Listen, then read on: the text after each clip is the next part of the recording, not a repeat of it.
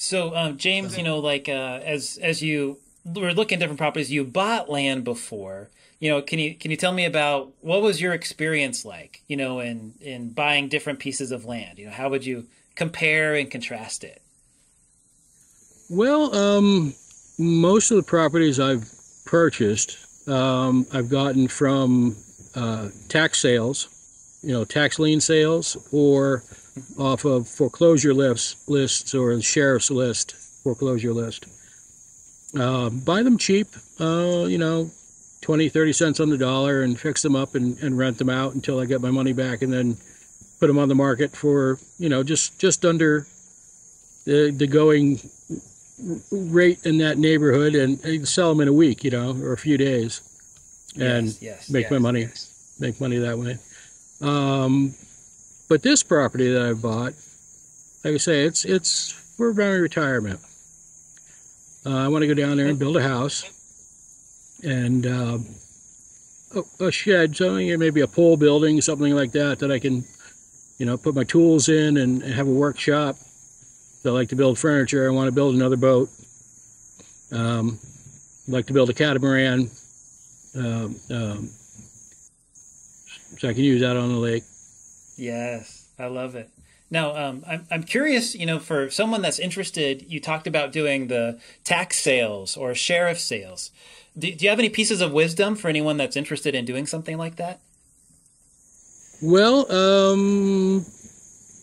the COVID pandemic was a big problem for a lot of people, including myself. I lost my business during it, and a couple of rental properties that I owned.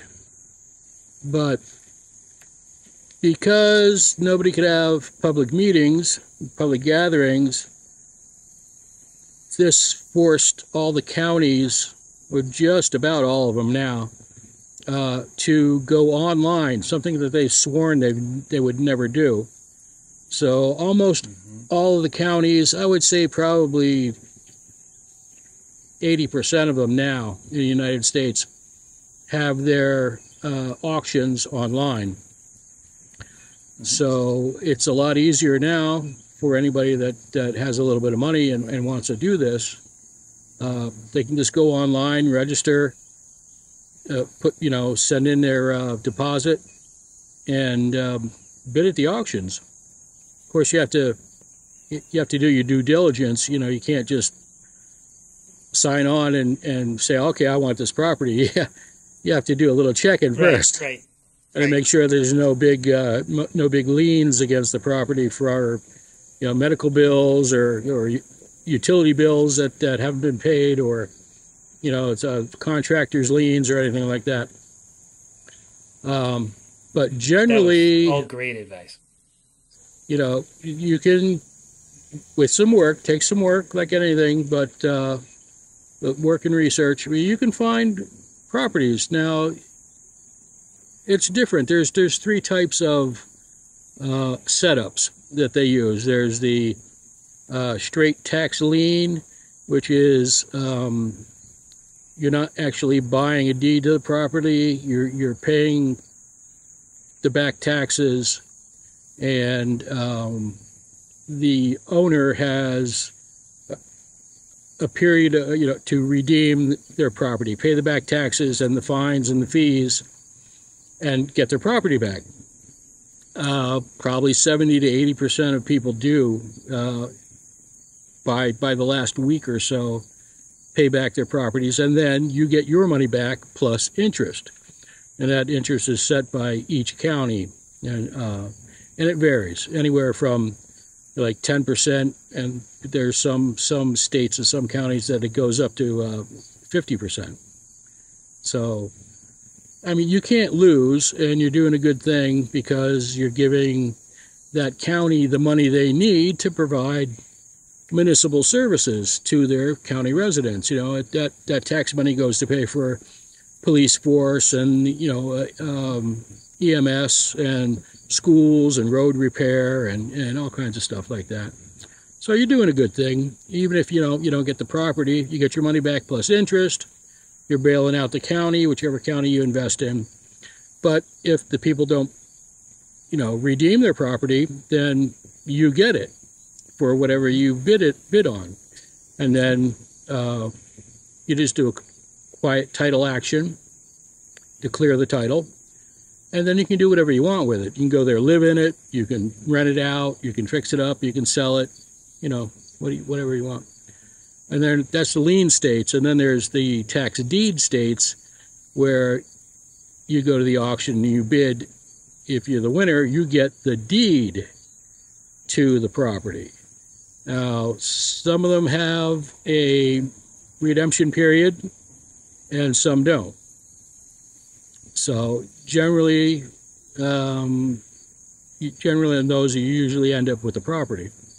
And then there's the hybrid states, which is a combination of lien and deed. And that varies from county to county. You know, it's up to the county to decide. And sometimes they'll do it both ways. They'll have some of the properties will be a lien, and some of them properties will be for a deed. So, you know, it's just, there's a lot that goes into it. It's a lot of research that you have to do. But it's well worth the time and effort, you know, for somebody that wants to kind of passively invest in real estate without the risk. Because, you know, as long as you check out and make sure that you don't have any big liens that you're going to get hit with. Sometimes the property is very valuable. Sometimes they're, you know, hundreds of thousands of dollars or $1 million or more, and they might have, you know, $20,000, $30,000 in liens on them. If it's a nice property and it's in a good area and you want it, you have the money, you know, it's worth your while to take it and then pay off the liens, because you're still getting the property pretty cheap. You know, you still get it for half, you know, or sometimes less. Well, that's great advice and great mentorship. I've actually done a fair amount of tax liens and tax deeds myself, and it's a kind of a fun game, and you don't have to use a lot of money in a lot of cases. You know, $100, $200, $300. You know, it doesn't take a lot to do it. So